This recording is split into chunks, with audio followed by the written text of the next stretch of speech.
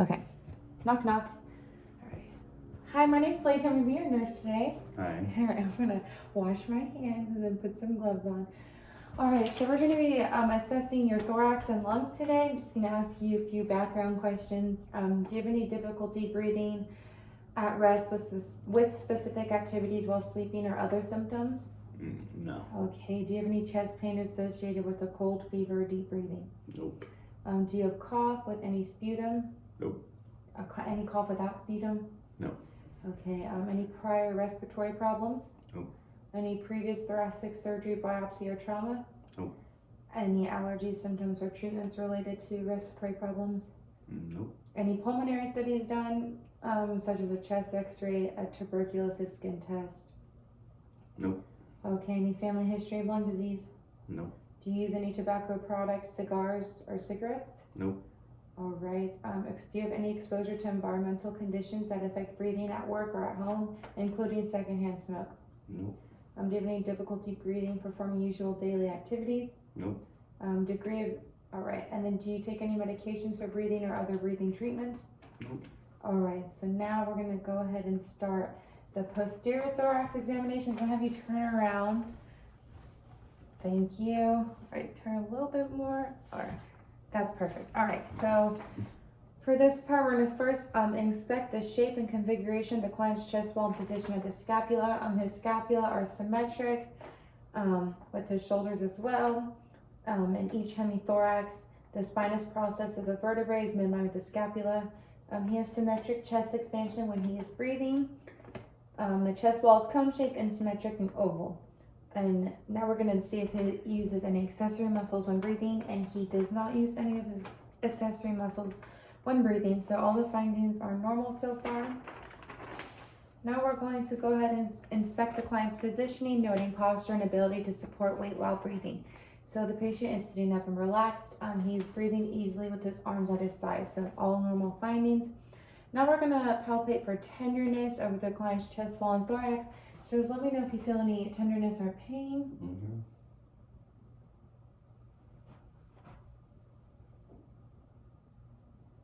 Any pain or tenderness? Nope. Okay, no tenderness or pain, which is a normal finding. All right, and then when I was palpating, I did not feel any lesions, lumps, or masses, which is also normal. Now we're going to palpate for fremitus, and we're going to have the patient say 99. And so I'm going to touch your back, and every time I touch your back, just say the word 99. Okay. 99. 99. 99. 99. 99. 99. All right, so the fremitus is a normal finding because it is symmetric and easily identified in the upper thorax, and it's symmetric on both sides. And then as I move down, the vibrations did get less, but they were still symmetric and equal bilaterally, which is a normal finding. All right, now we're going to palpate the chest for chest expansion. So I'm going to place my thumbs at the level of T9 or T10 and observe the movement of my thumbs as I have the client take a deep breath. All right, so I'm just going to place my thumbs at T9 and T10, and then can I have you go ahead and just take a deep breath? Okay, thank you. So the chest expansion was normal. My thumbs moved out symmetrically about 5 to 10 centimeters, which is a normal finding. Now we're going to percuss for tone on the client's posterior thorax. All right. So we'll go ahead and start above the scapula.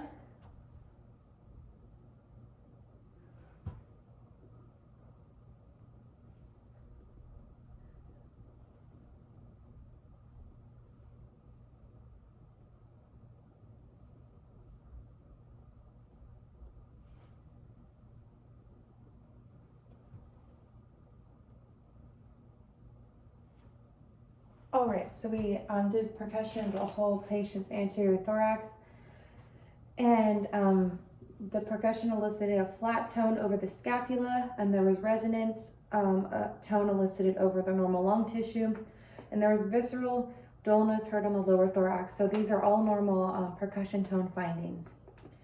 All right, now I'm going to auscultate for breath sounds on the patient's posterior thorax. So I'm going to use my stethoscope.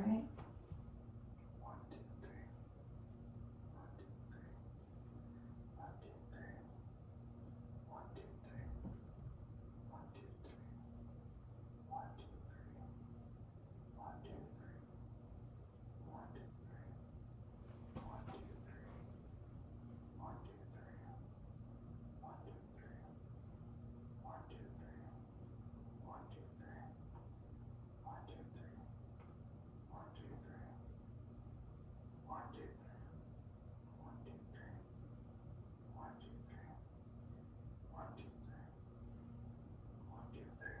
Okay, so the patient's, the findings were normal. The whispered pectorology findings were normal. The sound was faint and muffled and was inaudible at some points, which is a normal finding. All right, so now we're going to move on to inspecting the patient's anterior thorax. I'm going to have the patient face towards the camera. All right, so now we're going to go ahead and inspect the shape and configuration of the patient's anterior thorax. So the anterior, all right, so we're just going to inspect the anterior posterior ratio and then the transverse ratio. All right, thank you. And so the findings are that the anterior posterior diameter is less than the transverse diameter. The ratio of the anterior posterior diameter to the transverse diameter is 1:2. So these are all normal findings. And now we're going to inspect the position of the sternum from anterior and lateral viewpoints. So I'm looking at it from the anterior side and from the lateral point. And we find that the sternum is positioned at the midline and is straight. And now we're going to inspect the slope of the ribs from anterior to lateral viewpoints. And so we're just going to inspect the ribs from here to here on each side. And we found that the ribs slope downward at a 45-degree angle, are symmetrical. And the he has symmetrical intercostal spaces. And so I'm just going to show that when I inspected, I would look at the sloping like this. Okay, thank you. Now we're going to inspect for the quality and pattern of respirations, noting breathing characteristics, rate, rhythm, and depth. And so when I was observing the patient's breathing, the depth, so the respirations are relaxed, effortless, quiet. They're regular in rhythm with normal depth at a rate of 10 to 20 per minute. So all these findings are normal. All right, so now we're going to go ahead and inspect the intercostal patients while the client breathes normally. So I'm just going to have you breathe normally. Okay. All right, perfect. So there's no retractions or bulging of the intercostal spaces when the patient breathes normally, which is a normal finding. And the patient also is not using any accessory muscles to breathe from the anterior side, which is good. So now I'm going to palpate for tenderness. I'm using my fingers, so I'm just going to go ahead and palpate. I'm going to have you turn. Okay, thank you. I'm going to palpate for tenderness. Let me know if there's any tenderness. Oh. No tenderness? No. All right, perfect. So no tenderness or pain is a normal finding. Okay. Now we're going to and when I was palpating, I felt no lesions, masses, or bumps noted. Now we're going to palpate for a fremitus from the front. So I'm going to have the patient say 99 each time. So every time I touch your chest, I just want you to say 99. All right. 99. 99. 99. 99. 99. Okay, thank you. So the fremitus was a normal finding. The fremitus and vibrations are symmetric and easily identified in the upper region of the lungs, and they decrease down toward the base of the lungs, but are still symmetric and equal bilaterally, the vibrations, so that is a normal finding. All right, now we're going to palpate chest expansion by placing my hands on the anterior lateral wall with the thumbs along the costal margins pointing toward the exvoid process, and I'm going to observe the movement of my thumbs as the patient takes a deep breath.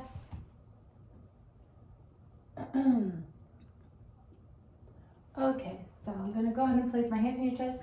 I'm going to have you take a deep breath. Take one more for me. Okay, thank you. So the patient's chest expansion is normal. All right. Thumbs move outward in a symmetric manner from the midline. So that is a normal finding. Now we're going to percuss for tone on the patient's anterior thorax. All right. So I'm going to go ahead and just do some percussion on you. Okay.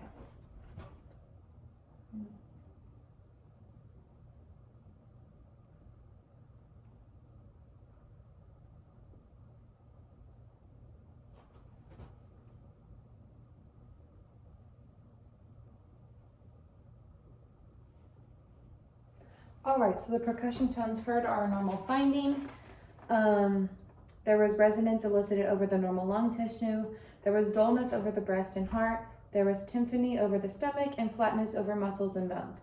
So all of these sounds elicited through percussion were normal.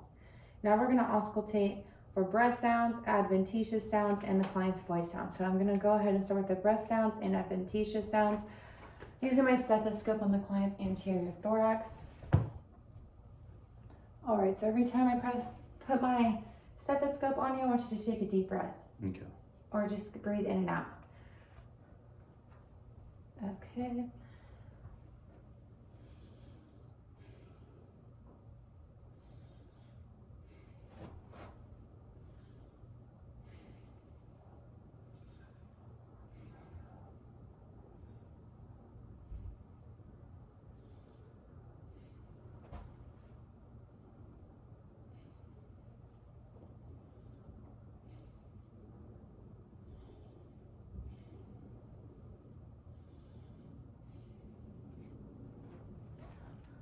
All right, so the breath sounds were normal.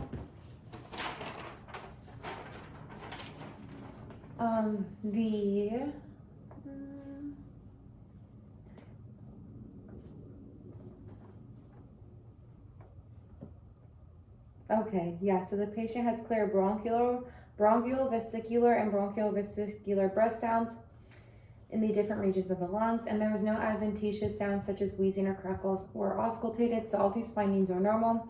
Now we're going to go ahead and do the client's voice sounds over the chest wall. So first I'm going to start off with bronchophony. Every time I put my stethoscope on a different place, I'm going to have them say 99. So say 99 every time. Okay. I touch you. 99, 99, 99, 99, 99, 99, 99, 99, 99, 99. All right, the bronchophony was normal. The sounds were soft and muffled voice, and I could hear the voice, but I could not hear the exact phrase. 99 was not distinguishable, which is normal.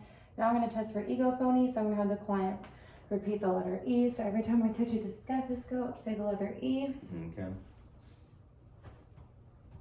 E, E, E, E, E, E, E, E, E, E.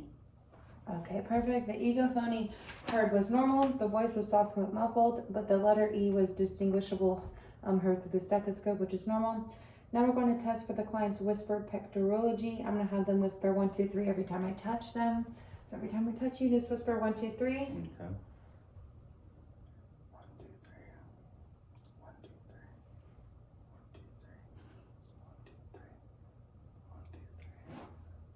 3.